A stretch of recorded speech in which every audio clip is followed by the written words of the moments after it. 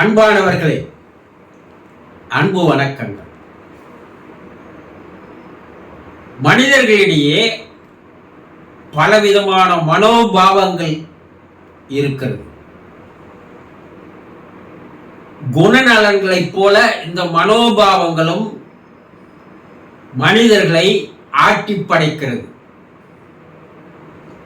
சில மனோபாவங்கள் அவர்களை வளர விடாமலேயே தடுத்து விடுகிறது. சில மனோபாவங்கள் அவர்களை உச்சத்திற்கே அழைத்து செல்கிறது. அப்படி மனோபாவங்கள்னா என்ன? நீங்க சொல்றது எங்களுக்கு சரியா புரியல அப்படின்னு தானே நினைக்கிறீங்க. உங்களை சுற்றி இருக்கிற மனிதர்களை பாருங்க. ஒரு சிலர் இருப்பாங்க, பிறரிடம் குற்றம் காண்பதையே அவர்களுடைய மனோபாவங்களாக வைத்திருப்பார்கள். அது மனைவியா இருந்தாலும் குற்றம் பார்ப்பாங்க, பிள்ளைகளா இருந்தாலும் குற்றம் பார்ப்பாங்க, நண்பர்களாக இருந்தாலும் குற்றம் பார்ப்பாங்க, அல்லது உறவினர்களாக இருந்தாலும் குற்றம் பார்ப்பாங்க, அலுவலகத்தில் வேலை செய்யறவங்களா இருந்தாலும் குற்றம் பார்ப்பாங்க. அவங்ககிட்ட என்ன குற்றங்கள் இருக்கிறது என்பதை தோண்டி ஆராய்ந்து கண்டுபிடித்து, இது சரியில்லை, நீ இந்த விஷயத்துல சரியில்லை, நீ இந்த குணத்துல சரியில்லை, இப்படி அவர்கள் மீது குற்றங்களை கூறிக்கொண்டிருப்பதையே ஒரு வாடிக்கையாக வைத்திருக்கின்ற மனிதர்களை நீங்க பார்த்திருக்கிறீங்க இல்லையா? ஒரு மனைவி எந்த நல்ல காரியங்கள் செய்தாலும் அந்த கணவன் இருக்கிறான் பாருங்க, அதில் என்னென்ன குற்றங்கள் கண்டுபிடிக்கலான்னு பார்ப்பான். பிள்ளைகள் கிட்ட குற்றங்களை பார்ப்பான். இந்த குற்றங்களை கண்டுபிடித்து அது குற்றமாவே இருக்காது, ஆனா இவன் கண்ணுக்கு அது குற்றமாக தெரியும். இப்படி குற்றங்களை கண்டுபிடிக்கின்ற மனோபாவம் கொண்ட மனிதர்கள் உங்களை சுற்றி இருக்கிறாங்களா இல்லையா பாருங்க. நிச்சயமா இருப்பாங்க. இல்லாத மனிதர்கள் இல்லை. அது நீங்களே கூட அவர்களோட பழகி இருக்கலாம். அவங்க உங்களை பற்றி குறைகள் கூறி இருக்கலாம். உங்களை பற்றி உங்களிடம் மட்டும் கூறுறதில்லை, அடுத்தவங்கிட்ட போய் உங்களை பற்றிய குறைகளை கூறுவது, பல பேரிடம் உங்களை பற்றி தவறாக பேசுவது, இப்படிப்பட்ட மனப்பான்மை இருக்கிறவங்க இருக்கிறாங்க இல்லையா? ஒரு சிலருக்கு தாழ்வு மனப்பான்மையானது இருக்கும். நம்மால எதையும் செய்ய முடியாது, எதையும் பண்ண முடியாது, நம்ம வெற்றி பெற முடியாது, நம்ம அதற்கு லாக்கி இல்லாத ஆளு, அவர்களே தாழ்த்தி கொள்கின்ற மனோபாவம் இல்லையா? இது ஒரு விதமான மனோபாவமாகும். சரி, ஒரு சிலரை பார்த்தீங்கன்னா எப்போ விரக்தியாவே இருப்பான். வாழ்க்கையில தோத்துட்ட மாதிரியே, தோல்வி அடைஞ்ச மாதிரியே, தோல்வி அடையறதுக்கு தான் நம்ம பிறந்த மாதிரியே எந்த நேரமும் பேசி கொண்டிருப்பான். அட போப்பா, எவ்வளோ போராடி பார்த்துட்டோம், ஒன்றும் நடக்கல அப்படி சொல்றவன். ஏன் பிறந்தனே எனக்கு தெரியல, கடவுள் ஏன் தான் என்னை படைச்சானே தெரியல, இப்படி சொல்றவங்களையும் பார்த்துருக்கிறீங்க இல்லையா?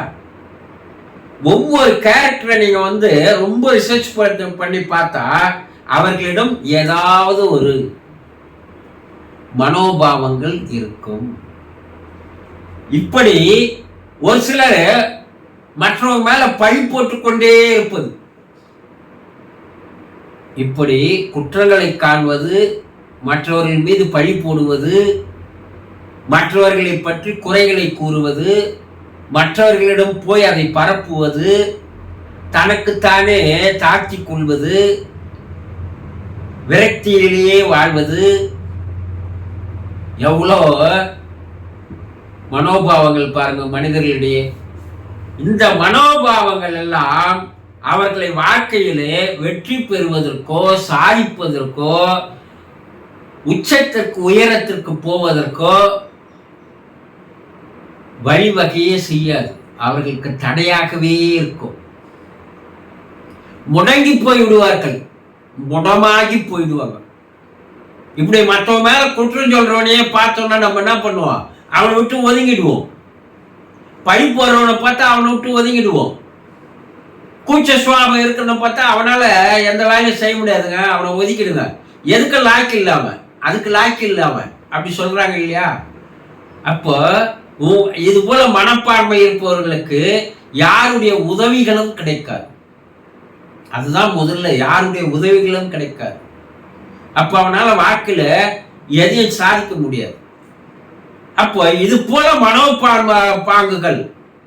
மனோபாவங்கள் இருந்தா தயவு செய்து அதை மாத்திக்குங்க.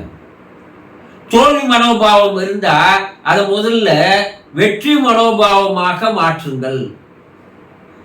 கூச்ச மனோபாவம் இருந்தா அதை தூக்கி எறிஞ்சிட்டு தைரிய மனோபாவத்திற்கு வாருங்கள். மற்றவங்க மீது பழி போறதை விட்டுட்டு தனக்கு தானே என்னென்ன குறைகள் இருக்கிறது என்பதை கவனிக்க ஆரம்பியுங்கள். இப்போ இந்த மனோபாவங்களை எல்லாம் உங்களை வாழ்க்கையில முன்னேற விடாது. அதையெல்லாம் மாற்றி, இதெல்லாம் நெகட்டிவ் மனோபாவங்கள்னு சொல்லலாம், அதை பாசிட்டிவ் மனோபாவங்களாக மாற்றணும். விரக்தியிலிருந்து வெளியே வரணும், கூச்ச சுவாபத்திலிருந்து வெளியே வரணும், மாற்றிக்கணும். அப்போ தோல்வி மனப்பான்மையிலிருந்து வெற்றி மனப்பான்மைக்கு வரணும். அப்படி உங்களிடம் ஏதாவது மனோபாவங்கள் இருந்தால் இனிமேலாவது அந்த மனோபாவங்களை மாற்றிக்கொள்ளுங்கள். மற்றவர்களிடம் குற்றக்குறைகளை பார்க்காதீங்க, மற்றவங்க மீது பழிய போடாதீங்க, உங்களுக்கு நீங்களே தாக்கிக் கொள்ளாதீங்க, கூச்ச சுவாபமா இருக்காதீங்க, தோல்வி மனப்பான்மையோடு வாழாதீங்க. வெற்றி மனப்பான்மையோடு தைரிய மனப்பான்மையோடு வாழ்ந்து பாருங்கள், மாற்றிக்கொண்டு வாழ்ந்து பாருங்கள். உங்களுடைய வாழ்க்கை சரியான பாதையில் செல்லும். உங்களுக்கு வருகின்ற வருங்காலம் வளமானதாக மாறும். உங்களால் பல வெற்றிகளை சாதிக்க முடியும். பல பேரை நண்பர்களாக உங்களால் ஈர்க்க முடியும்.